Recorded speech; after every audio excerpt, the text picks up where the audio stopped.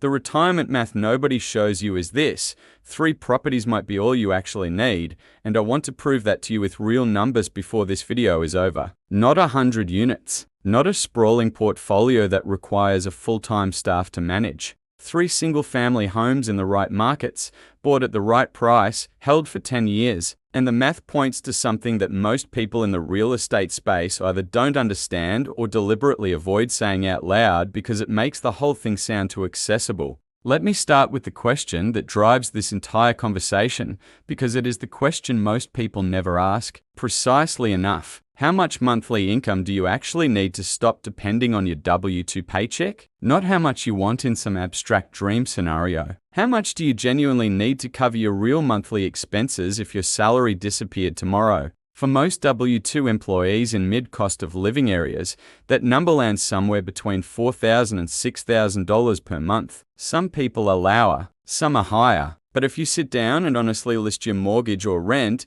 your utilities, your groceries, your transportation, your insurance, and a reasonable buffer for irregular expenses, most households land in that range. Write your number down right now. That number is your actual retirement target, not some percentage of your PRE retirement income, not an arbitrary figure a financial advisor pulled from an outdated formula. Your real monthly nut, that is the finish line. Now, let me show you how 3 properties can get you there and why the math is more straightforward than the real estate industry wants you to believe. Here is the base scenario. You buy 3 single-family homes in a Midwest market, Indianapolis, Columbus, Cincinnati. It doesn't matter which one specifically, the numbers are representative across all 3. Each property is purchased at $180,000. You put 25% down on each, which is $45,000 per property, for a total capital deployment of $135,000 across the portfolio.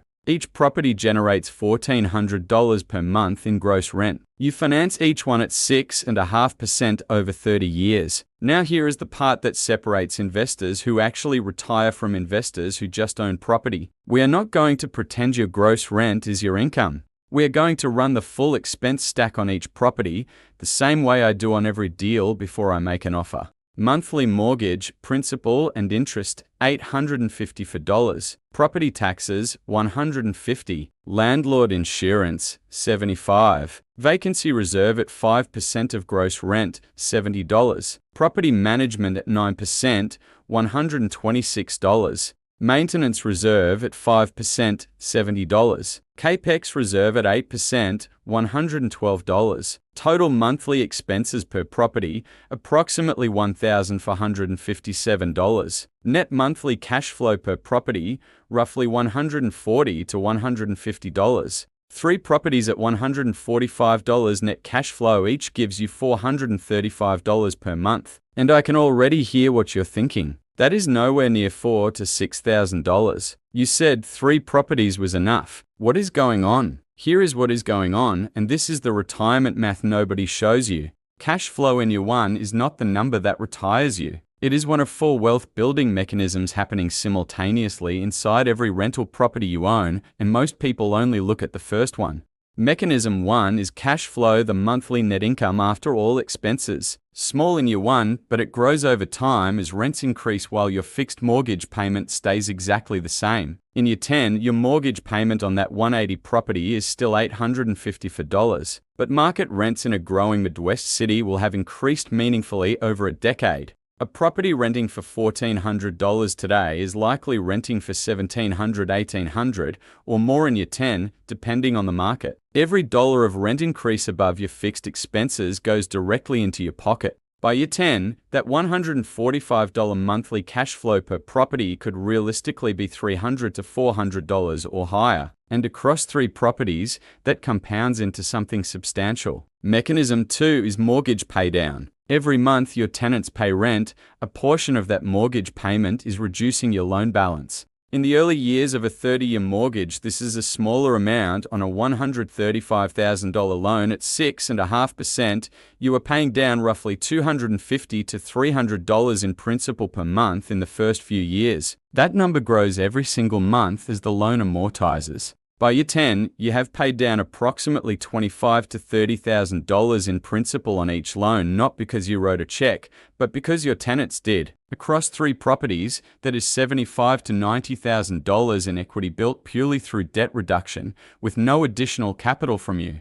Mechanism 3 is appreciation. Midwest markets are not the explosive appreciation markets that coastal cities have been historically, and that is actually a feature rather than a bug. It means acquisition prices stayed rational long enough for cash flow to work. But even conservative annual appreciation of 2 to 3% on a $180,000 property generates $3,600 to $5,400 in value per year. Over 10 years at 3% annually, that 180 property is worth approximately $242,000. Across 3 properties, that appreciation alone is roughly $186,000 to your net worth. Again, without any additional capital from you beyond the original down payments. Mechanism 4 is tax advantages. Rental property income is sheltered by depreciation, which allows you to deduct the cost of the structure over 27.5 years even while the property is likely appreciating in value.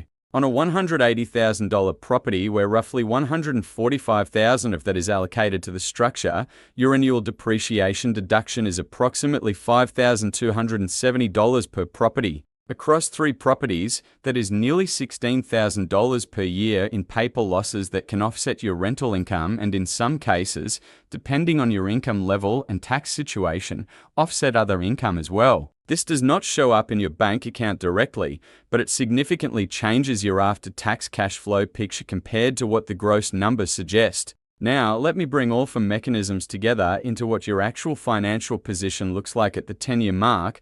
Your 3 properties have appreciated to a combined value of approximately $725,000. Your combined remaining loan balances are approximately $315,000. Your equity position across the portfolio is roughly $410,000 built almost entirely with other people's money and your tenants' rent checks. Your monthly cash flow per property has grown as rents have increased over the decade. If you choose to hold, you are collecting meaningful monthly income on fully operational assets with mortgages that are 10 years closer to being paid off entirely. If at year 10 you refinance or sell strategically, you have access to substantial capital to redeploy into additional properties or to pay off the remaining mortgages entirely, at which point 3 free and clear properties generating even conservative rents of $1,800 each give you $5,400 per month in gross income with dramatically reduced expense load. That is how 3 properties retires you. Not in year 1, not through cash flow alone. Through the compounding of 4 simultaneous mechanisms over a decade,